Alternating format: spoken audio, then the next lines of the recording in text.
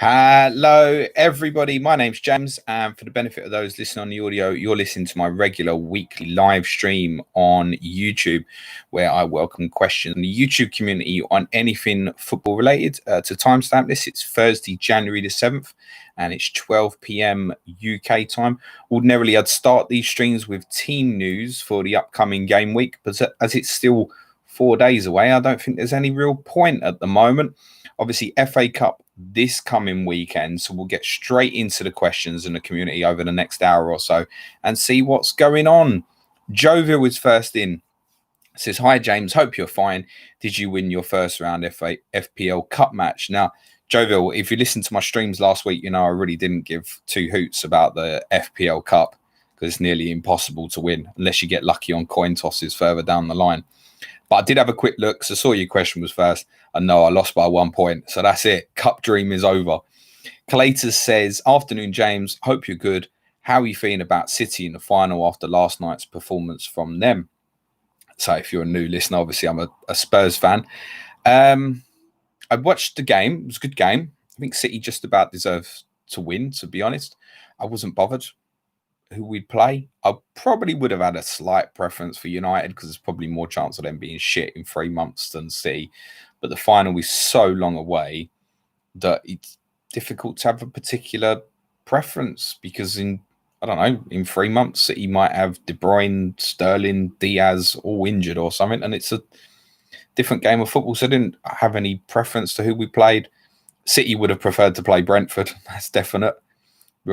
We've become a little bit of a bogey team for them and give ourselves a chance in the match because, ironically, because of Mourinho, because he knows how to win these big games with shithousery.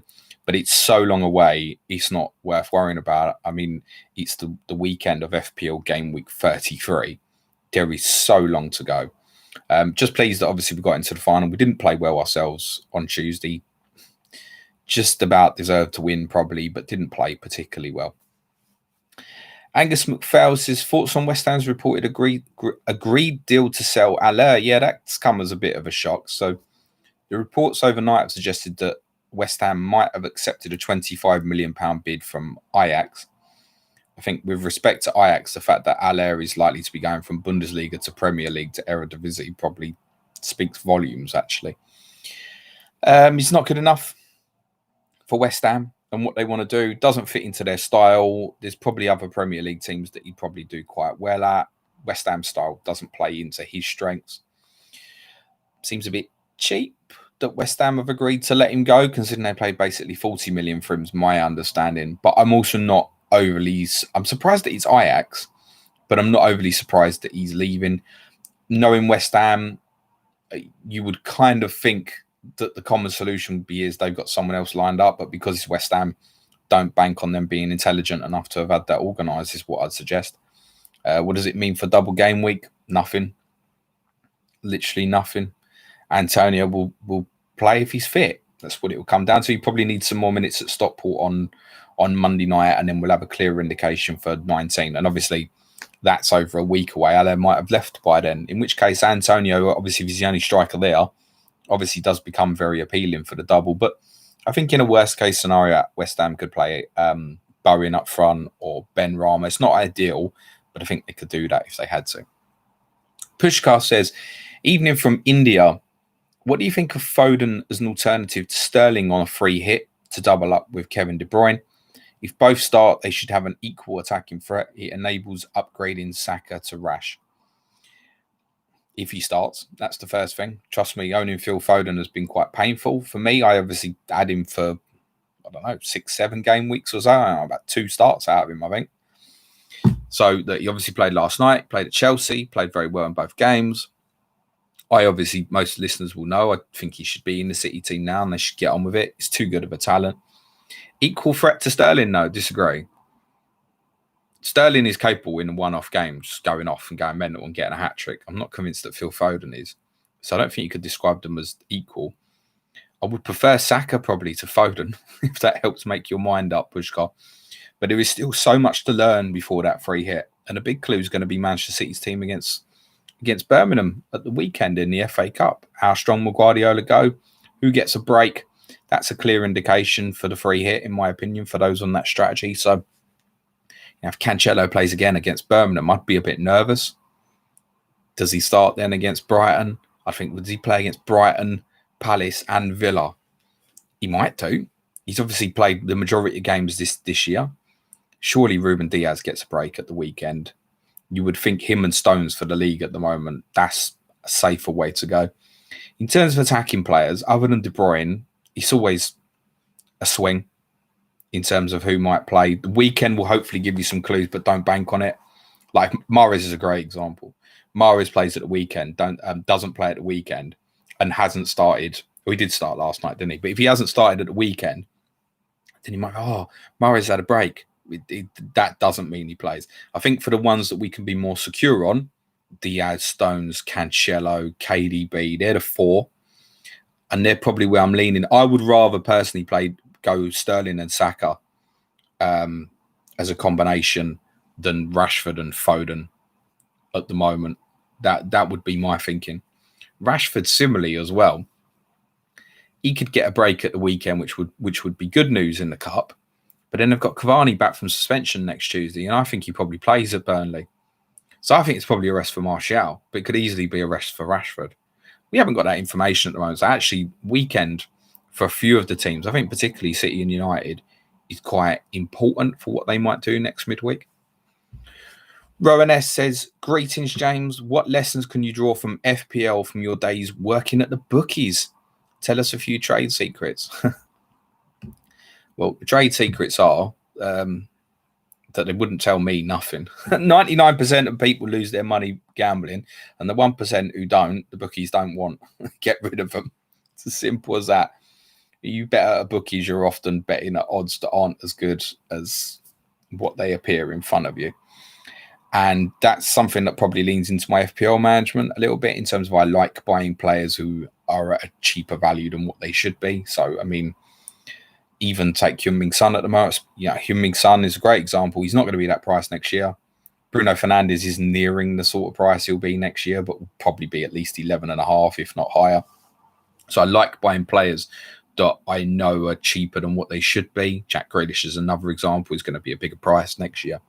So it probably factors into my thinking a little bit, but then you need to add in the thinking of what the ownership effect is of these sort of players as well. So, I mean, if I'm diving in on Son now, which I don't own currently, then the majority of other people already got him. All I'm doing is it's a safety net. I'm going with other people. He's not a player that I would captain very often when I've got people like Bruno or Salah or very shortly probably KDB for Man City's one. So that probably influences me a little bit in my thinking, my experience from that. Victor Sandberg says, what will you do with Kane for the double game week? Keep or sell? If sell, is Vardy the go-to pick? So that's probably my plan, is Kane to Vardy in 19, but not set in stone. Could be that it's Kane to Antonio and then move money from Lookman to elsewhere, for example. Thing is, there's so much football still to be played between 19 with FA Cup third round. I know a lot of these players will obviously get rest. Then there's the 6 fixtures in game week 18. I'm really not drawn into what my thinking is too much for 19. That's the principal idea is if I have no issues, if McCarthy and Che Adams are both back available and I expect them to be so, then yes, Kane to Vardy is probably a likely, knowing that Vardy may well not outscore Kane in 19 because Kane's got Sheffield United. But I like Vardy's fixtures he's got after. He's got a couple of nice ones like Leeds and Fulham. We'd expect him to do quite well. So that's the thinking at the moment, but I'm not wed to that. Tiffy Ferrero says, have you joined FPL Tips Mini League? Why that one specifically? Which other mini leagues have you joined? So I'm in a lot of other podcast mini leagues. I'm in the Correspondent Mini League, which is obviously a very high standard. We've got Patreon mini leagues with cash prizes that we do via Patreon and stuff. So I'm in them. I'm in mini leagues with a few friends and that. I do regularly get asked, James, can you join this mini league? And to be honest, the genuine answer is I don't have room. Sorry. Pushkar says, you are a go-to Tottenham man. Dangerous. Can you give us a rundown if we want to go with Spurs attack on free hit? Only Son, only Kane, or both? At the moment, and again, it's quite dependent on a number of things over the weekend and team news and stuff. At the moment, I'm likely to go with none. To think the best captaincy options are Bruno, and KDB. We've got better fixtures. I definitely want 3 United. I definitely want 3 Man City. Start fitting in Son and Kane thereafter becomes quite difficult without making sacrifices elsewhere. And I quite like the idea of having 3 Arsenal for the free hit, knowing that I don't have to have those 3 Arsenal afterwards. So at the moment, I'm probably going to go without. It's absolutely reasonable to go with either. Of course it is, particularly if you've got the value built up in these guys as well. That's going to help with your team value for the free hit, I guess, particularly for Son owners. And they can return in any game. It's not an issue. Particularly with Kane, his away record's as good as his home record. Don't be put off by it. I would, for the game itself, I would probably slightly favour Kane over Son, but not a lot in it. I think Matty Cash will give Heung-min Son quite a tough game in that fixture. Not that Kane won't get a tough turn out of Mings and Konsa, he will. It's just his goal-scoring record speaks for itself. So a slight preference for Kane if you wanted one, personally. But it's not, like most weeks, there's not a lot in it. I mean, take last season, for example. Kane scored twice against Villa in game week 1, and Son was suspended. And Son scored twice at Villa Park in February when Kane was injured. So both capable of doing it against Villa, but Villa obviously a very different side now to the Villa from last season that got promoted, obviously. So my thinking at the moment is neither, and I'm probably just going to avoid the fixture completely. So possibly for me, no Jack Grealish either. I'm probably just going to completely avoid it. Cal said, afternoon, James, do you think double City defence or double City attack for the next few weeks? Cheers. I liked FPL General's comment last night that he was thinking of going with double City attack of, I think it was Diaz, and then it was Cancelo and KDB, considering Cancelo as an attacker, basically. So, yeah, I want to see... At the moment, I've got it bust in terms of the team I spoke about on Monday's podcast of Diaz, KD. In fact, it was Cancelo, I think. Cancelo, KDB, and Sterling.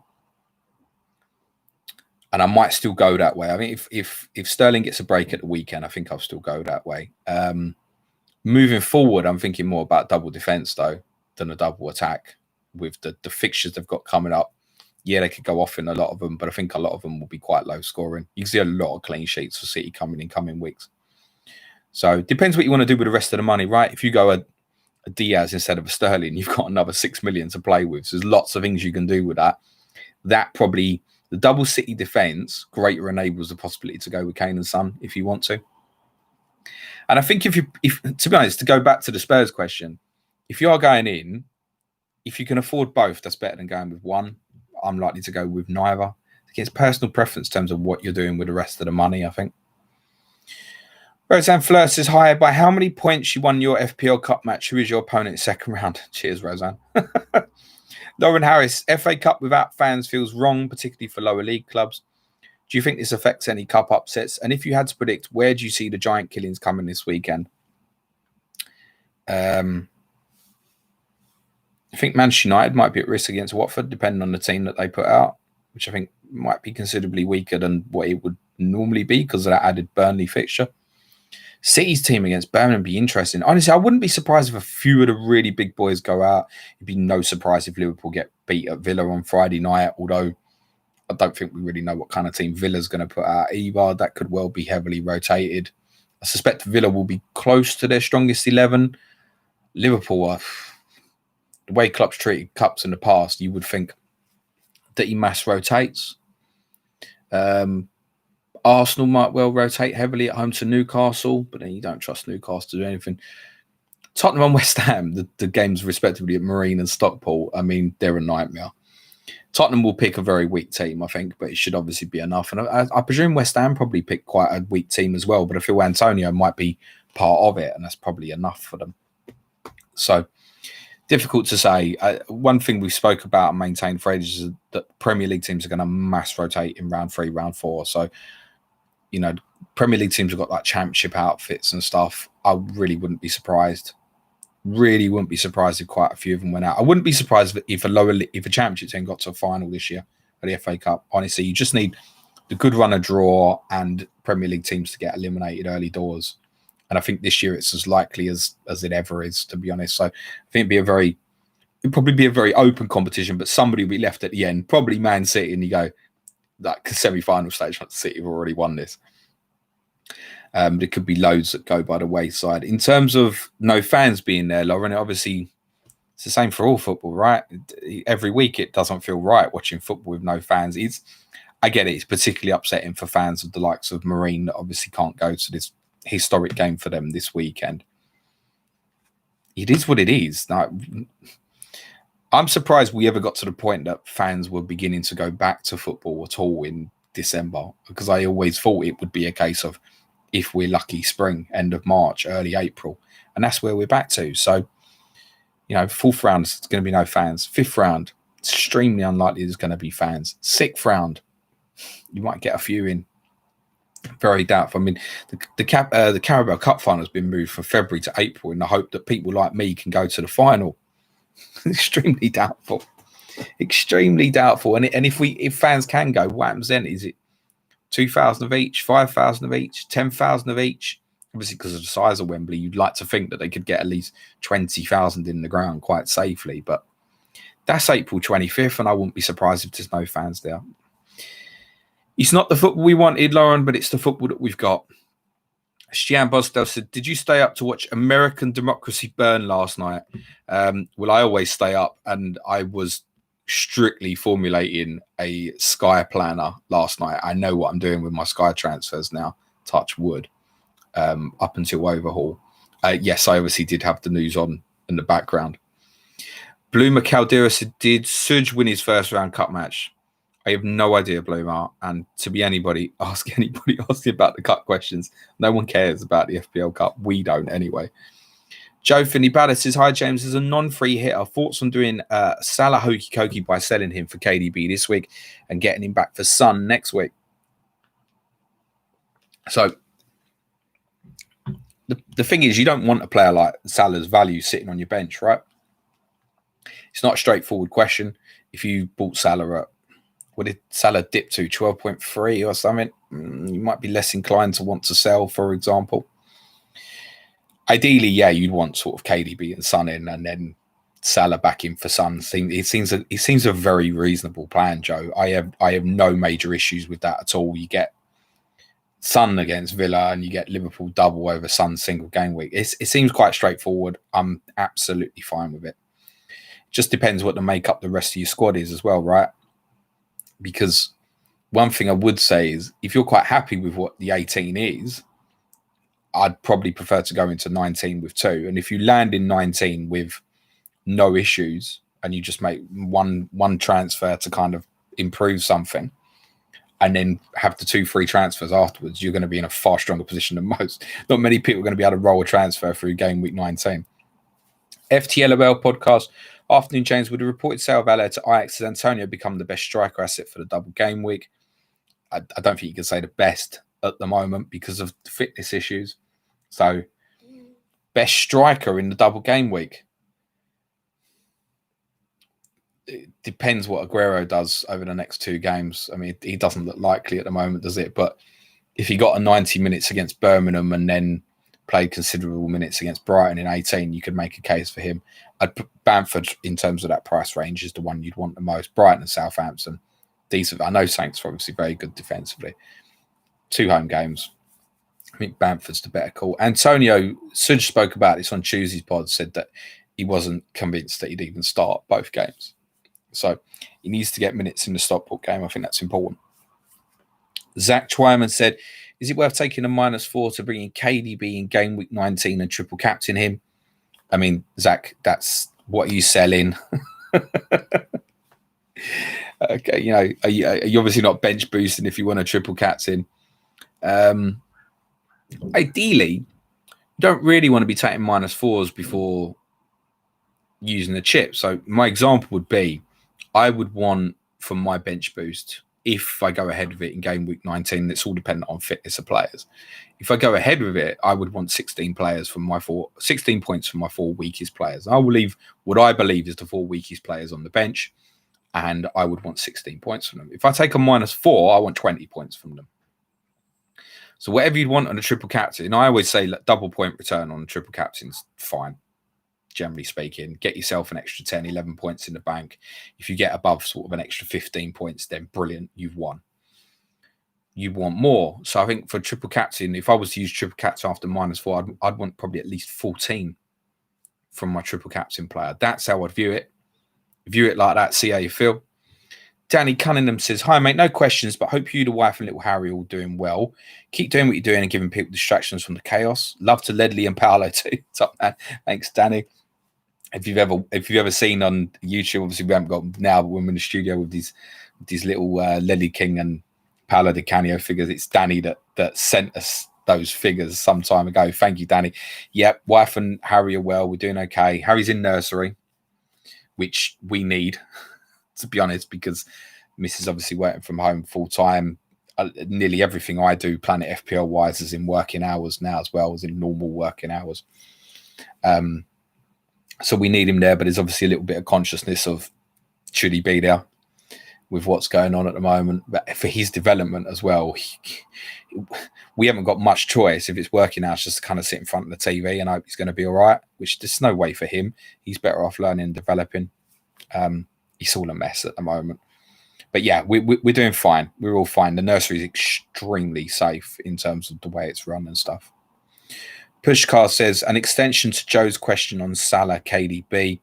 How about ditching Salah for KDB till game week 24? Man City have a clean run. Yeah, Man City could have doubles in 24, 26 and 27, so you might want to rethink that. But yeah, it's part of the strategy. It's fine. It's well documented. Liverpool got a very tough run of fixtures. Man City don't have a clean run completely because they've obviously got Liverpool themselves in game week 23. But I think up to 23, yeah, KDB is going to be priority. I just love the way people flip-flopped in terms of last week. He's not worth the money, forget the fixtures and all that. And one game, Salah's had a few bad games and KDB scored in one game and suddenly it's all changed. I just find that the makeup of it so fascinating.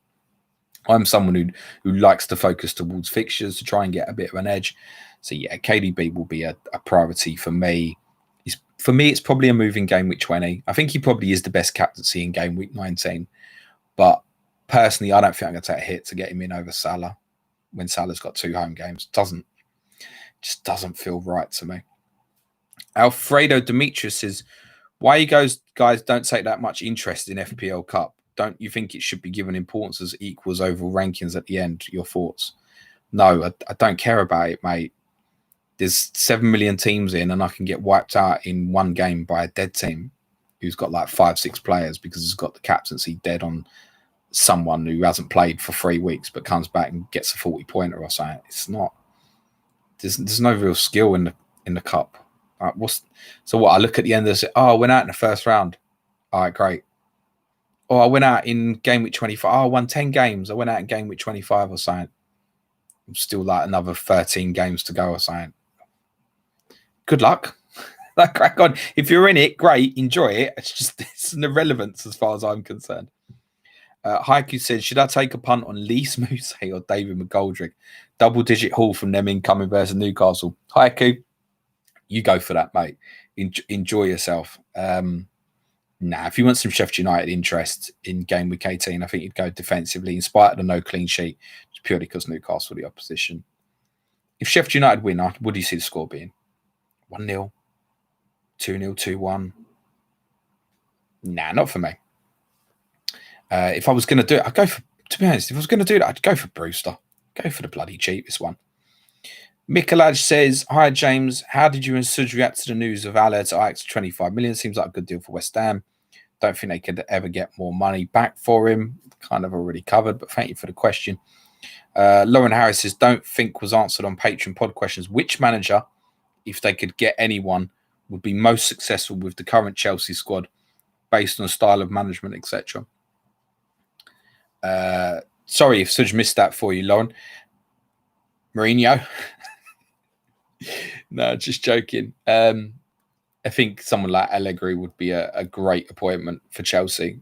They need know-how. He knows what he's doing tactically, Allegri. I think someone like that would be a good appointment.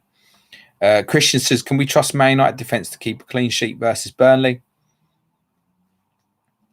I would say yes, probably. I mean, trust Man United? No. Probably more trust in Burnley to having a blank than Manchester United having a clean sheet. If I was planning through the weeks, Man United's defence would hold no interest to me. I think for the one game on the free hit, yes, I would likely have one. Just an interesting side note of that. Obviously, Harry Maguire's on 4 bookings. It's no effect for game week 18. But obviously, should he get booked against Burnley, he would miss the Liverpool game. And obviously, if he then got booked against Liverpool, he'd miss the Fulham game. But I just wonder if in the Burnley game, it can go one or two ways. He's going to be psychologically aware that a yellow card would rule him out the Liverpool game. He's not going to want to get involved in tackles from behind and stuff like that. And it's always dangerous for a defender when you go into a game thinking, I mustn't get booked today. And it will play on his mind because that game against Liverpool is obviously so big now. It will play on his mind. But flip of that, he's no booking, more likely to pick up a bit of bonus at the end. He is obviously an aerial threat. I think with Wan-Bissaka being back last night, if Wan-Bissaka doesn't play at the weekend, I'll probably go for Wan-Bissaka, I think, as a choice. But yeah, I will likely have one. I think it's reasonable because of the opposition. Samuel Leach says, hi James, what are your thoughts on early transfers this week to beat price rises in fear of being priced out of moves to KDB, Cancelo, etc.? I couldn't care less about them. I spoke about the idea of all games being postponed, and that's why people should not activate the free hit. And let's be honest, the government on Monday, when they made their announcement, could have comfortably said sports off, forget it, no sport for a month or something. And that would have been horrendous. And okay, now it looks like, yep, all okay, fine. I'm not bothered about 1 or 2 games being postponed. That's no issue in my thinking. It's the issue of would all games be off? And every day right now, I mean, London, for example, had its biggest peak of anywhere in the UK yesterday, even worse than sort of March, April and stuff. So at any point they could turn around and go, nah, sod this, calling it off. So early moves at the moment, while this is going on outside, I'm no interest. I'll just take a cheaper player. Oh, I'm going to miss Cancelo's value. Fine, I'll have John Stones. Is that the worst thing that's going to happen to my life? No early moves happening at the moment. I honestly, I couldn't even tell you which players had changed price in the last couple of days. I would have no idea because I've got no interest in it at the moment. Sean says, afternoon, is it a viable option to go without Salah in double game week 19 to accommodate Son and Vardy? Well, Son's got a single game week, so I'm not sure that overly makes sense. You could go with a pairing of like Salah and Antonio, Salah and Watkins, Salah and Bamford, if that's the case. So are you desperate to accommodate Son for a double game week 19 when he's got a single fixture? Plays Liverpool in game week 20 as well, Heung-min Son.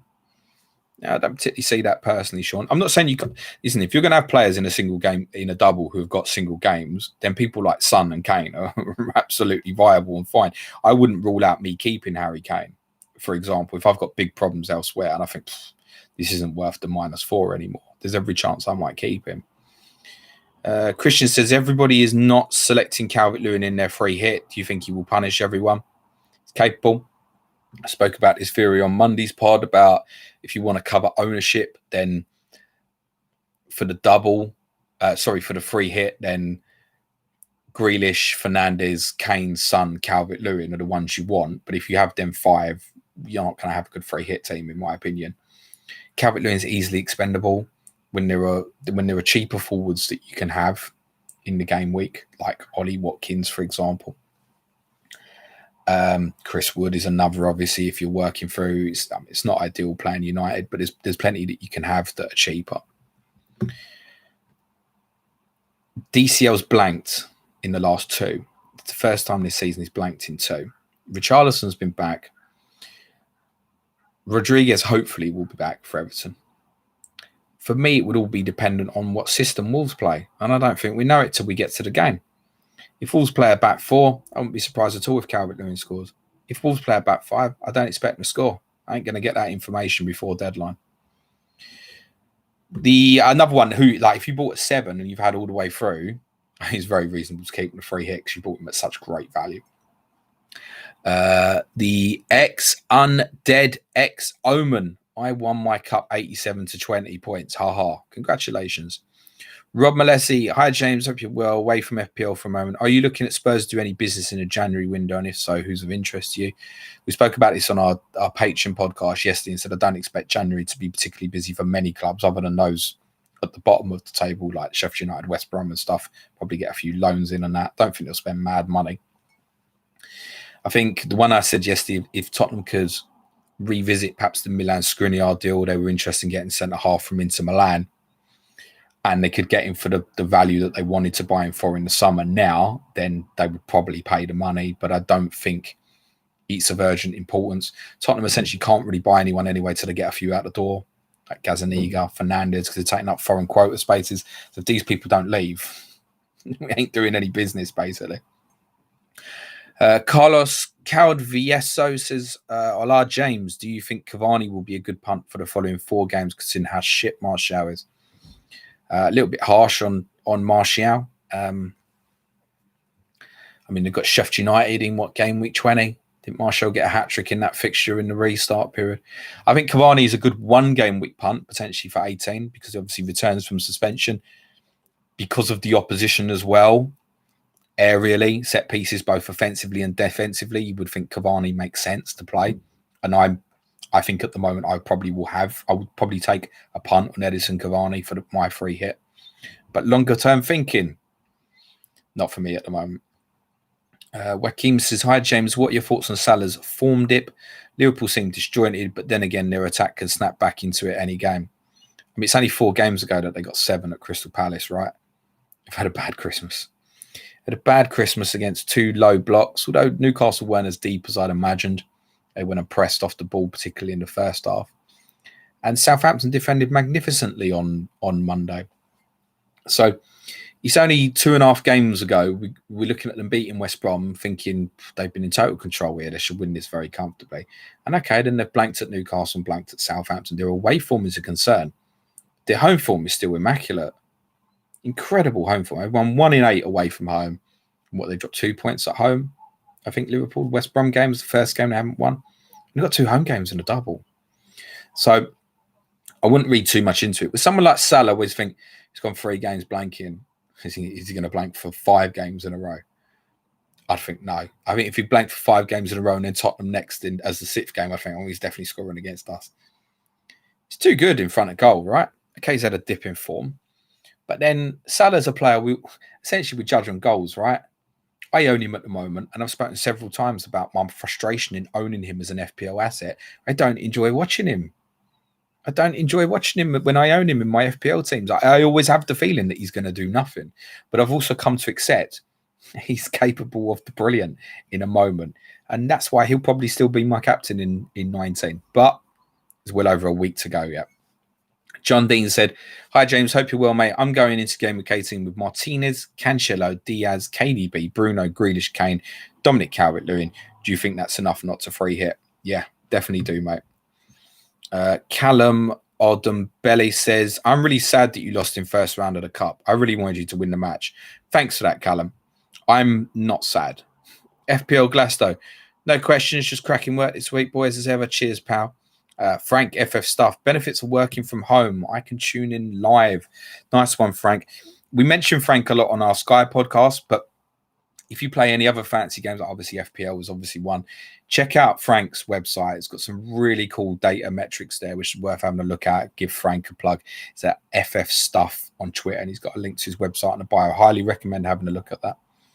Rowan S says, why do you think Brentford hasn't been able to graduate to the Premier League despite producing so many good players and managers over the past few seasons? So Brentford obviously have this really interesting model. We did a pod about them on our Patreon platform back in November, I think, about their model, how they deal with transfers. It's kind of Moneyball idea. They buy cheap, they sell high. Even Tony will probably be playing in the Premier League next year for someone. He's the next one who's going to come off. And that's one reason why I kind of have to keep re-energizing that team every year. You have to also remember, though, they're a small football club with respect. A very small football club who would end the top division for maybe 1 year back, like it's kind of in the war times or something. Like they're a small club. They've obviously moved into a new stadium. It's progressing. They're now sustainable because of that. you would think, and because of London as well is helpful, that there'll be regularly a championship club. It's not that long ago. There was back in like League One and stuff like that. And they, until last year, they'd never ever really been close to being into the Premier League. So they're ticking along really nicely. And you might even find that if they're close for the next 2-3 years, eventually when they come up, it will feel sustainable because they've got all the stuff in the background already ready, like the stadium now, etc. A little bit similar to what happened with Brighton, where actually they hadn't been in the top division for 30 plus years or whatever. But as soon as they came up, it felt like everything in the background was ready to be a Premier League club. Now, Brentford don't have the support that's comparable to Brighton, but there are other facets of the club that might mean that it becomes sustainable as and when it does. I would think at the moment, if they came up, it would be very dependent on what they did in the transfer market in terms of whether they'd stay up or not. Decent side. They gave us a game on Tuesday. It felt like, I'll be honest, it felt like we were playing a championship team. I didn't think watching the game, this feels like a Premier League team, personally. But they've got good philosophy behind the way that they want to play. I felt at times in the game they were a little bit overly eager to put the ball into the box from set pieces, where I think actually controlling the game would have been better for them, because essentially any team can out-football us if we go into defence mode once we're ahead. Good side. They'll be very close to promotion again. I'd love them to come up. It's always nice to see a fresh face. Adam says, have both Son and Kane, need to drop one for KDB, thinking Kane and Maddison out for KDB and Watkins, or keep Kane, drop Son, Adams to Bruce and KDB. Well, the thing is, Adam, and this goes for so many of the questions, it depends what your strategy is. What's your strategy? That's so important. Now, I can't just answer the question without knowing what your strategy is, I'm afraid. If you want to drop one for KDB, then obviously Son is in the same position. You probably don't have the money. Therefore, you might be moving Kane as well. I get that. Someone like Watkins is reasonable if you're planning through and not using any chips. Ollie Watkins ticks the boxes, basically. Lamichi said, hi, James. Looking to move out Lewis either this week or next. Not free hitting game week 18. 3 games of Lowton or 2 games of Dawson, Ayling, Holding. If you're planning through, I would probably try not to make that transfer this week. Lewis could be back in the team. I spoke on Tuesday's podcast about this. He could even play at right back if Bruce is convinced he wants to keep Matt Ritchie in the team. Lewis played a lot of football. It could just be that he's needed a bit of a break.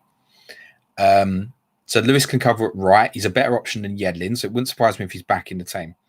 So I wouldn't make that transfer this week. Even if you got your 1-pointer, if you're running through, there's a good chance you haven't got 11. That 1 point is 1 point you wouldn't have had otherwise. So the other options you're looking at, Holding them plays a single. All right, it's Palace this week. Are you desperate to have him for 19 when there's double options? Dawson or Ayling might be better calls. Actually, once we get to 19 and we've got more information, Ayling's an absolute lock. You don't have to worry about that at all. Even if Llorente's back fit, Cox's not going to be ready. So Ayling will stay at centre-back before Struijk. Pretty convinced of that. Me and Suj think Dawson will play, but there's a little bit of the unknown about it. He's 0.0% owned. I'm convinced he'll be a game week 19 hero. I would roll that, Lamichi. Josh Tan says, hi, James. Martinez, Mitchell, Bruno, Kane, Brewster. Should I take a -8 and take KDB, Cancelo, and Stones to make 8 game week 18 players? I think a -8, and for the sort of players you're talking about, seems very reasonable. To be honest, I think that's fine. If you've then got them for the double afterwards and you're removing single game week players, you can then almost judge it over the 2 game weeks. Daniel Lambert says, hi, James. Well done on Spurs the other day. I'm a QPR fan, so may have slight bias over the decisions of the game.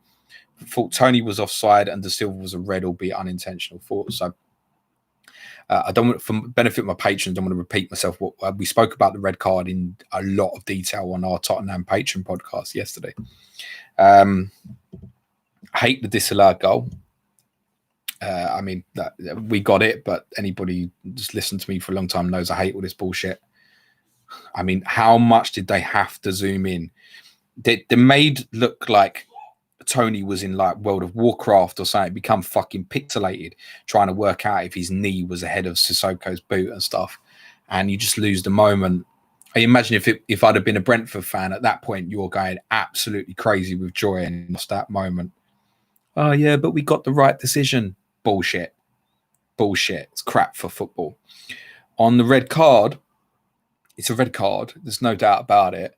But I think he was incredibly unfortunate, De Silva. Højbjerg comes in like a madman at 100 mile an hour. He's coming in to win ball, win everything, wipe him out, basically.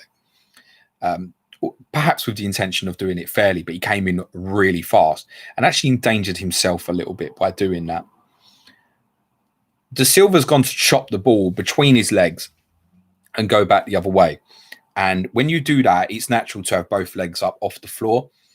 As he does it, he doesn't quite do it very well. And then I think the right leg comes up, and because Højbjerg's coming at him so fast, it almost becomes instinctively to try and protect himself a little bit. The problem is that attempting to, and it's in a split second. When you see these things in slow-mo, they're awful. So the right leg comes up. He loses balance a little bit because I think he's worried at how fast Højbjerg coming at him. And then obviously the impact is really, really bad. And unfortunately, whether he meant it or not, it has to be a red card. But I just thought it was really unlucky. I don't think he even meant to make contact with Højbjerg. I just think it was awfully unlucky. It turned out to be really bad. You can't argue the red card. It's a freak incident where a player's tried a skill and end up getting sent off is what's happened. I think it was unlucky, but the decision had to be what it was. Stian Bostel, I'm almost forced to go wildcard in game week 19 due to rage transfers towards game week 18. -20, by the way. So my question, would you go Son and Kane for game week 19 and forward, even though they only have one game in game week 19? Well, Stian, that sounds like the solution for you is not to wildcard in game week 19. It's just a wildcard in game week 18. And then you go heavy on sort of Villa, United, Man City, a little bit of Burnley. That'll carry you through. You can then set up almost a perfect team for a bench boost 19. You might decide even just to go with, to be honest, even on a wild card, just go with 9-10 players in 18 and have the players you really want, set it up great for 19 and beyond. It's a wild card now. I think if I was wild carding in 18, which I know there's definitely a little bit of a leaning towards it. I know Andy at Let's Talk's been considerate. FPL Analytics been considerate. Quite a lot of people. And for a number of people, it's the best solution. It's not for me. I don't hate it. I feel, as I said on Tuesday's podcast, it's a very long way to the end of the season with no real understanding of when doubles are going to get rearranged beyond sort of we expect most of 29 games to go into 26. But that's complicated because Tottenham are now Tottenham should have been playing in game week 19, should have the double, should have had a fixture rearranged, and they ballsed it up. They could have easily had rearranged fixtures for Tottenham, Manchester United and Manchester City in that game week, and they completely ballsed it up. So now they've got a big problem with Tottenham's fixtures. So there's no guarantee, for example, like Tottenham and Southampton is game week 29, but it might be more of a priority to play Fulham and Tottenham because Fulham have also got to play Burnley. That might be more of a priority for 26. There's no guarantee even 29 games will go into 26. So much an unknown for me in terms of I ideally would like to wildcard in game week 30 is what I'd like to do. I suspect, again, as I said on Tuesday's pod, I think a lot of us will land naturally on a lot of players who've got a double in game week 26. If I'm already using my bench boost, then I only want to get towards 11 and I've got a little bit of time to. The fact the FA Cup 5th round draw is straight after the 4th round draw, you can start making estimates of what may or may not happen. Ben Crellin will be all over the probabilities by midnight on Monday. I'm absolutely certain. And hopefully I can maneuver it to get 11 doublers and perhaps a triple captain in 26 and then get to 7 or 8 for 29. And then I'd like to wildcard for the home straight because I think so many will have burnt that wildcard. That's what I'd like to do at the moment. Doing it's easier said than done, though. Hassan FPL, hi James, are you happy with the Spurs squad? Do you think they should buy some bench players in this window? I'm not happy with the Spurs team, Hassan. I'd like a better centre half. I'd definitely like a better right back. I'd definitely like a better central midfield partner for Højbjerg. I'd like a better right winger. There's loads I'd want. I definitely want a number 10. 100% I want a number 10. There's 5 players or so instantly I'd like to improve the team. Improve the team, you improve the bench. one follows the other. Rob says, hi, James. Great stuff once again. I got 15 double game week players for 19 and plan to bench boost. However, with COVID rife, is it wise to save it for later, or have I just got to do it? If you're in a good position, Rob, in 8 days' time when it comes round, I think just do it, mate. COVID could hit. Of course it can. Can also still hit when we get round to game week 26, which I think I'm right in saying it's still going to be February. Still going to be like fucking blitz cold outside and stuff. So there's every chance we'll still be in lockdown by the time that comes round. So now's as good a time. The benefit of now as well is because the FA Cup third round is like now, and FA Cup fourth round's immediately afterwards. For a lot of these guys, it's literally just 2 games in 2 weeks, bar obviously Villa, City, Burnley, Man United. They're a little bit more rotation risk. The others should probably go full strength in all their games in 19. So I'm actually more hopeful of getting 30 fixtures than I would be if I'd have been doing it in, say, a common game week 34 or 37 or something. So that's a positive. Whereas in 26, I mean, we're talking about the idea that Tottenham might have to play 3 days consecutively, non-stop, for about 8 or 9 fixtures to fit the games in. So even in the case of Kane and Son, if it lands with a Fulham at home, hopefully he'll use Europa League for rotation rather than Premier League. But he's no guarantee that even play twice if they have a fixture like that. If it's Burnley at home and Fulham at home, which looks like a great double, could we even guarantee that they play both? I'd want to see they got rested for the Europa League game on the Wednesday beforehand. And yes, it is a Wednesday beforehand. So I think now. And if the COVID gods decide that you're going to lose a player, you're going to lose a player. That can still happen in game week 26 as well. And for bench boost, these are the 2 weeks. It's 19 or 26 for nearly everybody. Anyone who's going to do it in a double anyway, it's going to be 19 or 26. Elliot says, is Grealish still a good option? Of course he is. Brilliant footballer. My player of the year so far this season. Great value to go back to one of the first questions I had on the stream. Very good option still.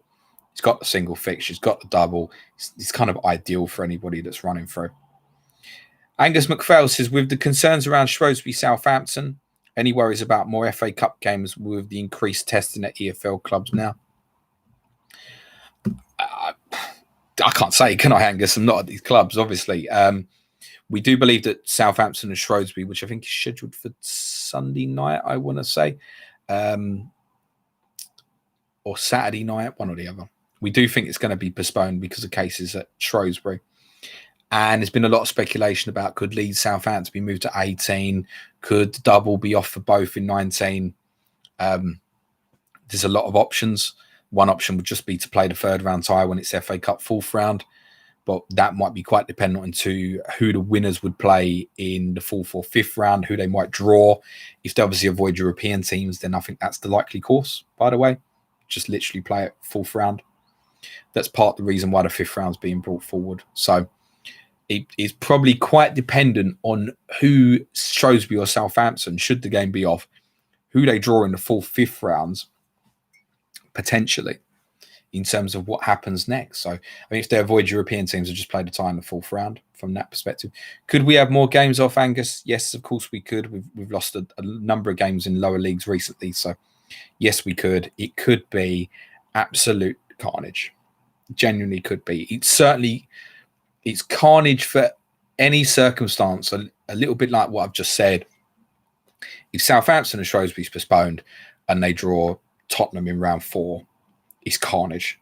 It really is carnage in terms of what happens next. I can't give you the answers. I have no idea. Gary Reza says, hi, James. Hypothetically, win the Carabao and come 5th or come top 4 and runners-up in Carabao. Right now, in my heart, I want to say the trophy.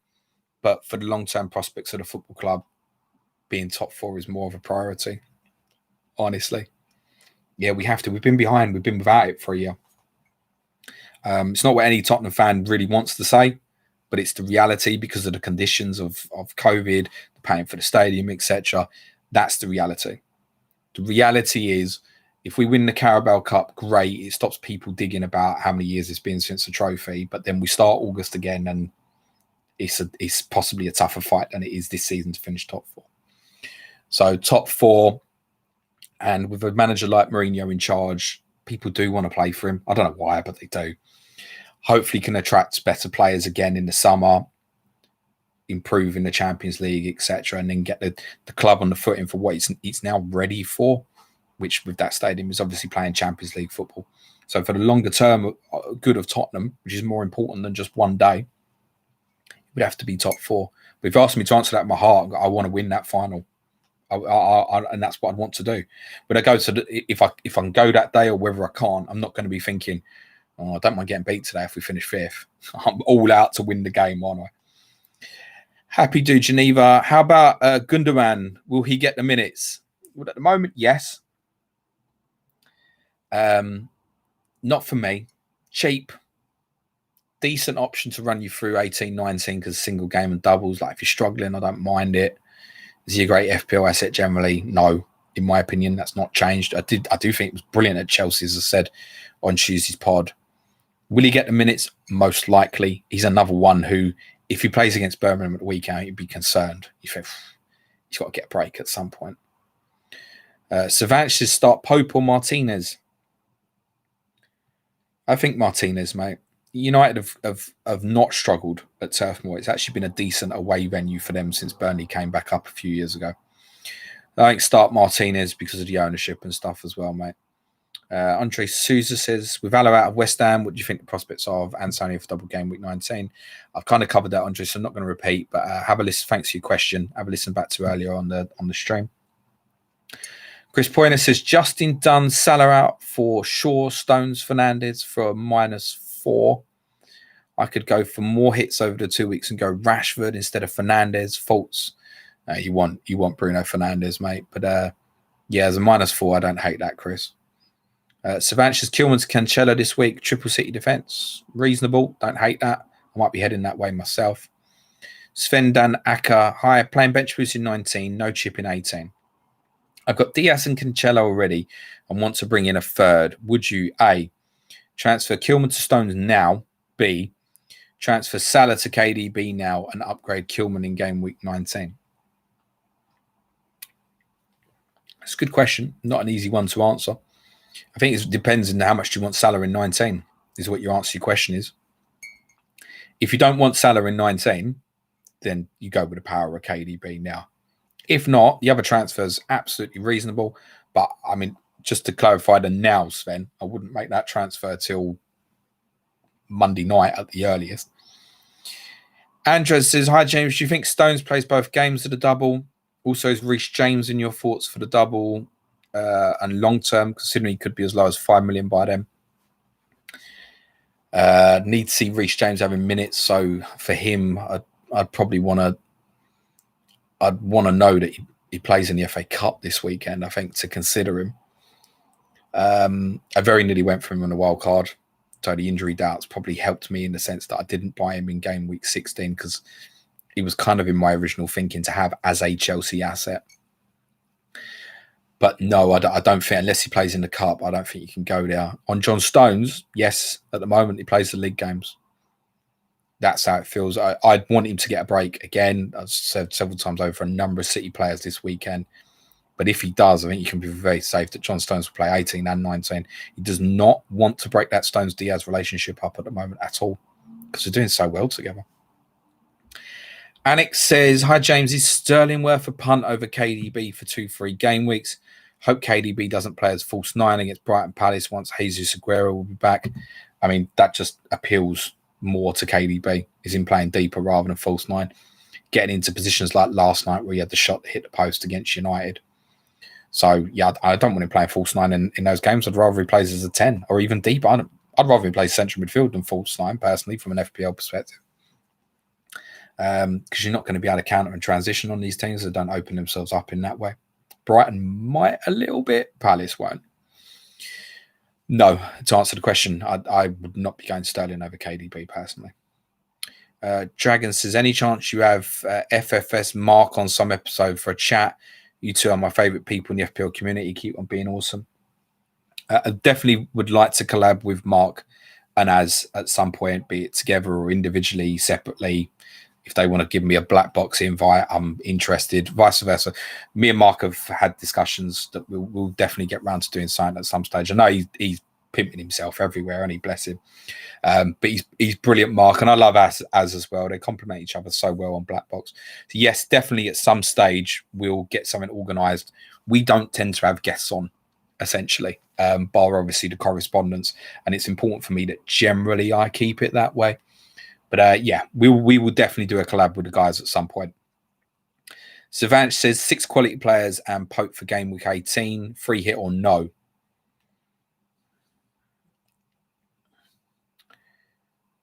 If you free hit, would you still have them 6 quality players? I mean, who are they? I can't answer that question now, Savant, because we're about to wrap the stream up in a minute. But if you've got the main bases covered, like Fernandes, KDB, a bit defensively of City United. I mean, if you had 6 players from City and United and you like those 6, I'd say, yeah, go with it. Fuck it. Crack on. Don't bother. Don't bother. For me, to clarify my circumstance, at the moment, I've got Fernandes, Kane and Stones. That's what I've got. So 1 free transfer would get me to 4 players in 18. I mean, I need to free hit, right? As long as the games go on. So it's very clear for me. There isn't a right or wrong. The common question I always get is, how many players do you need? So if you've got 9, but you've got 3 players in there who probably aren't going to play, and you're nervous people like, I don't know, Bernardo at Brighton, Kilman at Wolves, Mitchell at Palace, then you still need to think about using it. If you like what you've got and you've got 7, I don't hate it, for example. Same with the bench boost. Oh, how many doublers do you need? Well, if you've got Kane and Son, and they've got great single game weeks, I don't mind.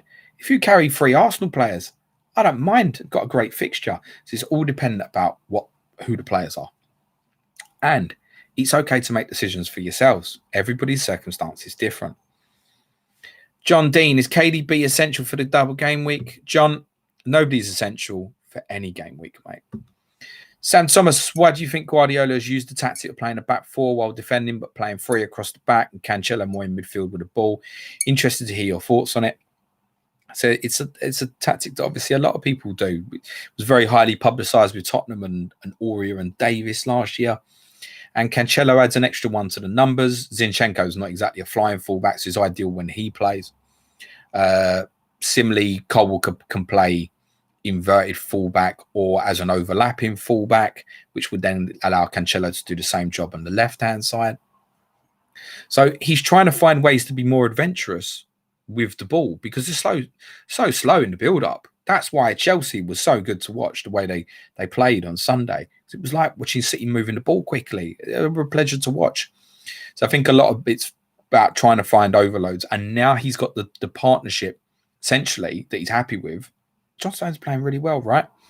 That he can allow that to happen because they have a good understanding. And Stones as a right-sided centre-half works really well because he can cover at right back. He played at right back a fair amount at Everton as a kid. He can play centrally of a 3, right of a 3, right of a back 4. He's multifunctional. It's kind of wrong to say that about a centre-back, but from that aspect, he can multiply what he does within additional systems within the same match. So I think that's the reason why at the moment Guardiola knows he can't have too many more West Brom 1-1 games in there. So does Klopp, by the way.